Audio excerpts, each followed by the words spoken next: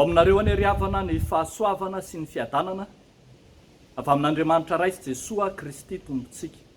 Amen.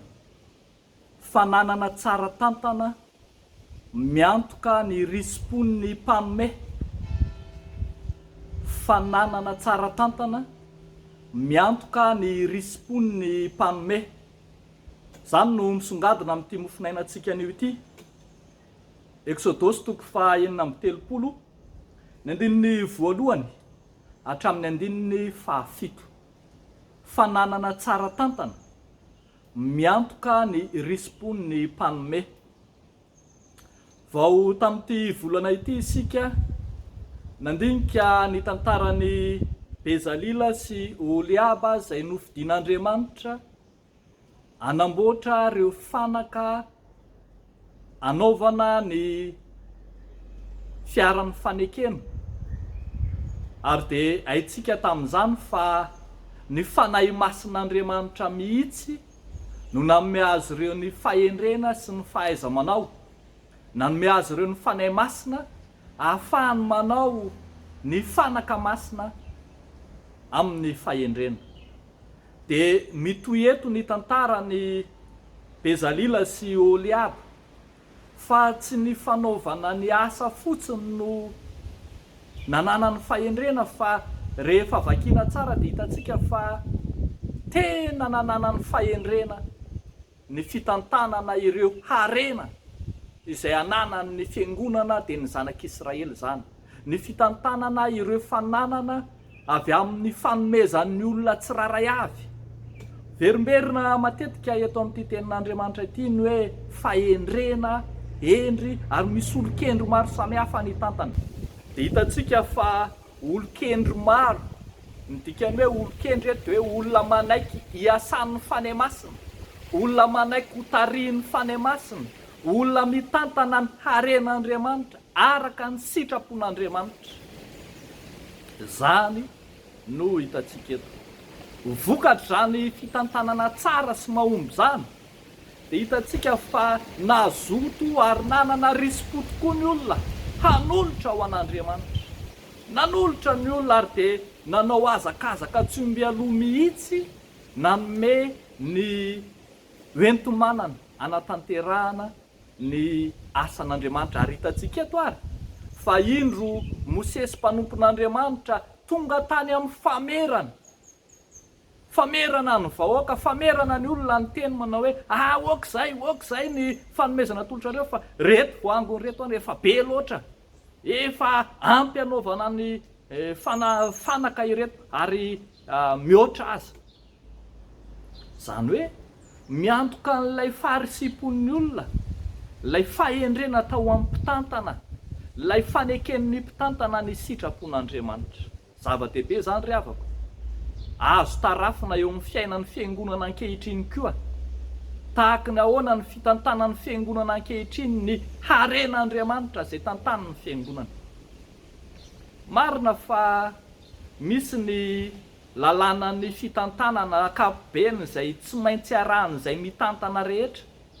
Raha iresakitsika ohatra ny fitantanam-bolan'ny fiangonana, kanefa koa aoka tsy ho adinotsika fa tsy ny fanarahantsika ny lalàna ankapobeny fitantanam-bola fotsiny no mibaiko amin'ny fitantanana ny harenan'ny fiangonana, fa eo ihany koa ny fitantanana izany araka ny sitrapon'Andriamanitra, ny fitantanana an'izany araka ny sitrapon'Andriamanitra, araka ny hevitra izy Andriamanitra.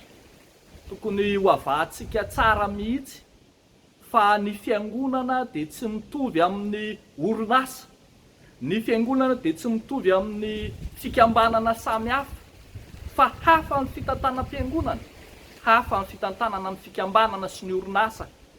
Tsy miresaka be sy milavitra amin'ny resaka fitantanana aho, fa amin'ny teny fotsiny fa misy ny hevitr'Andriamanitra hitantanana ny fiangonana. Ary zany dia miantoka be dia be ny risim-pon'ny mpanome, satria tadio fa ny mpanome ao anatin'ny fiangonana dia ny kristianina.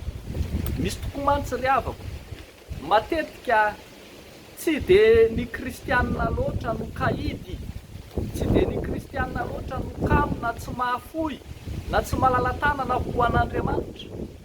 Maro ny mahafoy, betsaka ny manome, fa fandinika sy fieritreritany hoe moa voatantana araka ny sitrapon'Andriamanitra, araka ny fahendren'Andriamanitra ny arenan'ny fiangonana. Indraindray tokoa mantsy dia betsaka ny mpanome, fatohana ny olona, kivy ny olona, miemotra ny olona, ny ala le risipony olona hanome ho an'Andriamanitra noho ny amin'ny fitantanana tsy mahomby, noho ny amin'ny fitantanana sy fiheverana ny fananany fiangonana ho toy ny fananany tena.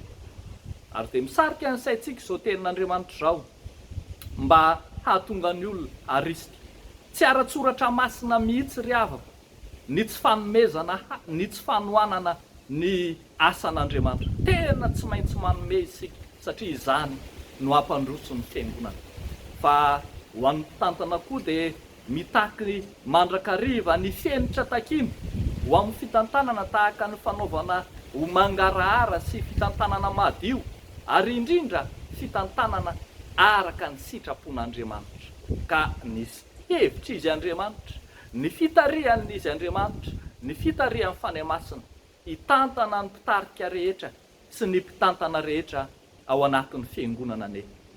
Engane ary havako, akalesona amin'ny tantaran'ny zanak'Israely tany anefitra isika tamin'izay nentina nanorina ny fanaka masina tao anatin'ny tranon'ilay fionana.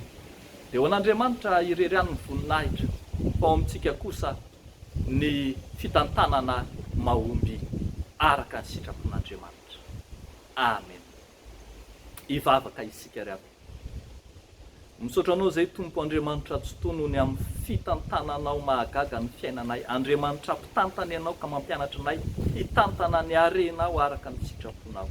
Ankehitriny dia maneho ny fahavononanay hanohana mandrakariva ny asanao izahay, maneho mandrakariva ny fahavononanay halala-tanana ho amin'ny fanaovana ny asanao, ary vonona ihany koa hitantan'izany araka ny sitraponao. Eto izay dia mivavaka manokana ho an'ireo mpitantana ara-bola rehetra ny fiangonana, indrindra ao anatin'ny fiangonana FJKM na iza na iza na aiza na aiza. Tompo fantatray ary fantatrao fa sarotra izany kanefa mino izahay fa ianao amin'ny azy ny fanany fahendrena sy ny fahazavan-tsaina. Ary tahaka izany koa ireo mpitantana ny fananana rehetra sy ny fitaovana rehetra ananan'ny fiangonana, omenao ny fahendrena avy aminao. Amin'ny anaran'i Jesosy Kristy Tomponay, nanaovanay izany vavaka izany. Amen.